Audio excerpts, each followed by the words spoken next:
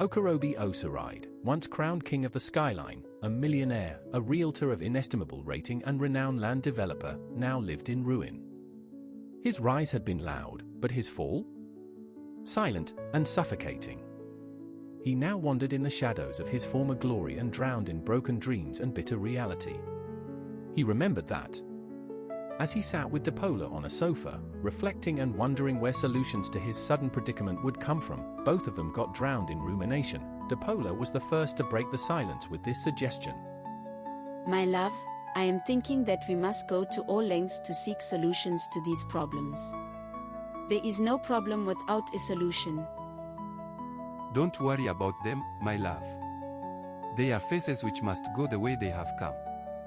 All we need is patience. Yes, I agree with you. But I do not agree that we just fold our hands and do nothing about them. I have done everything humanly possible to do.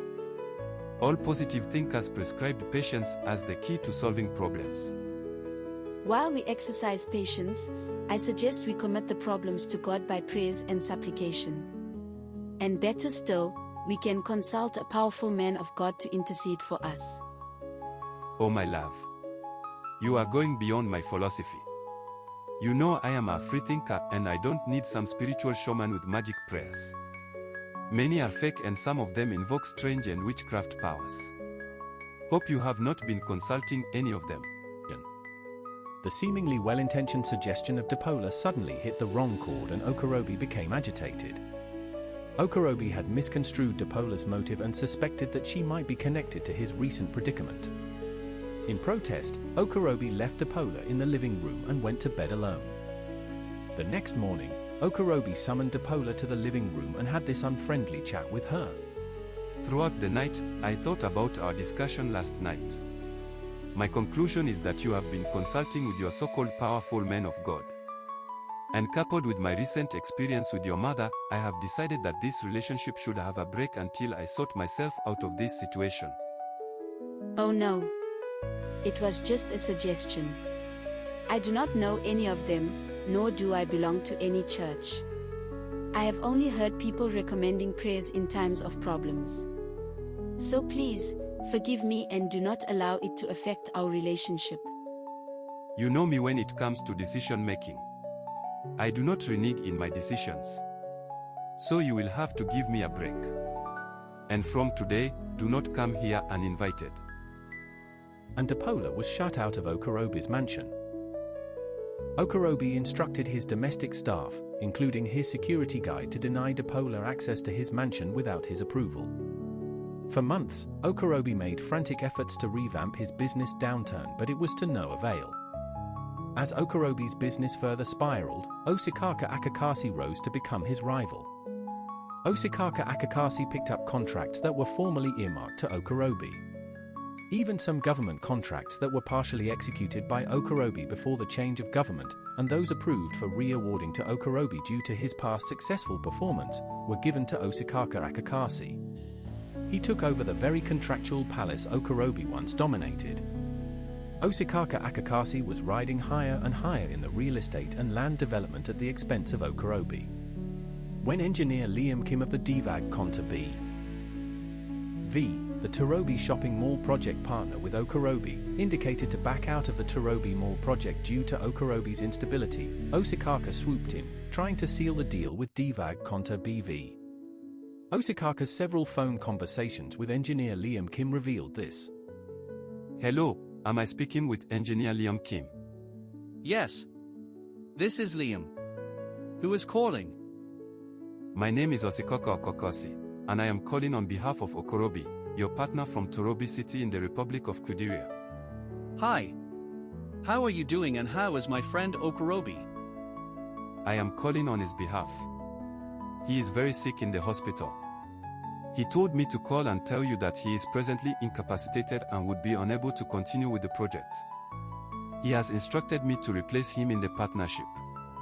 Can we alternate his name with mine in the partnership agreement? Oh. I am sorry to hear he is sick. Please, tell him to get well soon. As for the partnership agreement, you have to give me time to review this new development and I will call you back. But Osikaka wasn't just taking over the business world of Okorobi, but he was also trying to find a path into Dopola's heart. He met Dopola in her office and had this treacherous chat with her. Hello Dopola. Surprised to see me in your office. I heard all that transpired between you and Okorobi, and I am here to offer my consolation. What? There is nothing between my fiancé and I. We are good. You deserve someone who can listen to you, who can value your faith. You know that I am close to Okorobi and I know him to be an atheist. He does not believe in religion and would not have none of it. He told me how you tried to lure him into it and why he had to break his engagement to you. Sir, I will appreciate it if we stop this discussion now. This is an office and I have lots of work to do. Have a good day, sir. Okay, I am sorry to take your time. I will call you after work. There is something important I want us to discuss. Goodbye for now. Made several calls to Dopola and she did not take any nor return any of the calls. Dopola refused to react negatively to Okorobi's discussing their relationship with Osikaka but turned to something else, prayer. Though she suspected Osikaka might have lied, but she chose to stay on her knees presenting her engagement with Okorobi to God for divine intervention. Dekita Kasidi, a staff in the Ministry of Works, called Okorobi to reveal how Osikaka Akakasi lied to the Minister of Works that Okorobi was admitted in the ICU of Torobi Specialist Hospital and therefore had become incapacitated to complete the final phase of some contracts he started. And then, the contracts were re-awarded to Osikaka. That information caused Okorobi great depression, ruminating on how he had helped Osikaka to be part of Torobi shopping mall project, and how wickedly is the heart of man. To overcome his depressive moments, Okorobi delved into alcoholism. He got addicted to an alarming routine. A while ago, his housemate tried to talk him out of the bottle, but was all to no avail. Skinner whiskey became his close pally, waking up with the bottle every morning and going to bed with it every night. For 2 whole years, Okorobi sold off lands, cars, anything of value. His company, Oksar Property Development Limited, became an empty shell. Until one night, something on TV caught his attention. Okorobi, who usually switched to other channels whenever televangelists graced his plasma TV set, got somehow hypnotized and glued his gaze on it. And in a jiffy, the televangelist pointed at Okorobi and said, "Don't give up. God has not finished with you. Whatever the enemy has taken from you shall be restored in full." That pronouncement was the only message that Okorobi got. He went blank throughout the 30-minute podcast, but those few words kept re-echoing in his psyche. Exactly at the same hour of the next week, Okorobi watched a repeat of the podcast. Those words cut through Okorobi like a blade. He was confused, provoked, and decided to visit the church of the provocative televangelist. True to his threat, Okorobi left home the next Sunday morning, shabbily dressed and clutching his half-full bottle of Skinner whiskey under his armpit, and headed to Stream of Miracle Chapel. He stormed into the church, not to kneel, but to challenge. There, he lashed out. Okay. I am here. Now, show me that you're God. Who sent you to appear on my television? And I want to know how that your God will restore all I have lost. And when he will do it. The pastor smiled and began to pray while church ushers helped Okorobi, removed the bottle of alcohol from his grip and assisted him to a seat.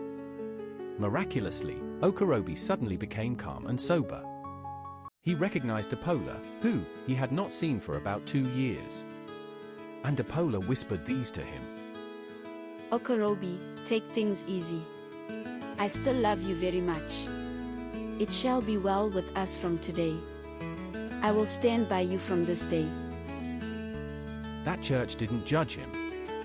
They helped him, detoxed from alcohol, attended counseling, and with time, Okorobi found peace, and Dopola again. He began the slow, painful journey of healing. He kicked the bottle. He picked up the Bible. He reconciled with Dopola. Together, they restart life. To launch into land development ventures, Okorobi leased out half of Oksar Property Development Limited, the garden part, to an engineering firm. Then, something strange happened during excavation. Construction workers digging found a strange object. And Osikaka's charm, buried about 3 years ago, was exhumed. And suddenly, the tides turned. Osikaka's fortune began to crumble like a house of sand. The money vanished. Investors fled. His charm had expired, the very power that lifted him now turned against him. And as he fell, Okorobi rose, sober, wise, and redeemed. About 3 years later, Osikaka Akakasi faced a barrage of lawsuits, among which was impersonation, illegal documentation, unexecuted contracts, money laundering, rape, bankruptcy, etc. As if the misfortunes were not enough, a court bailiff came knocking with a foreclosure order on his only house. From ashes, Okorobi rose again. Stronger, wiser, and no longer alone. He regained his wealth, restored his company, and married the woman who never stopped praying for him. The heart of man is deep, capable of darkness, but also of light. Sometimes, it takes losing everything to find what truly matters.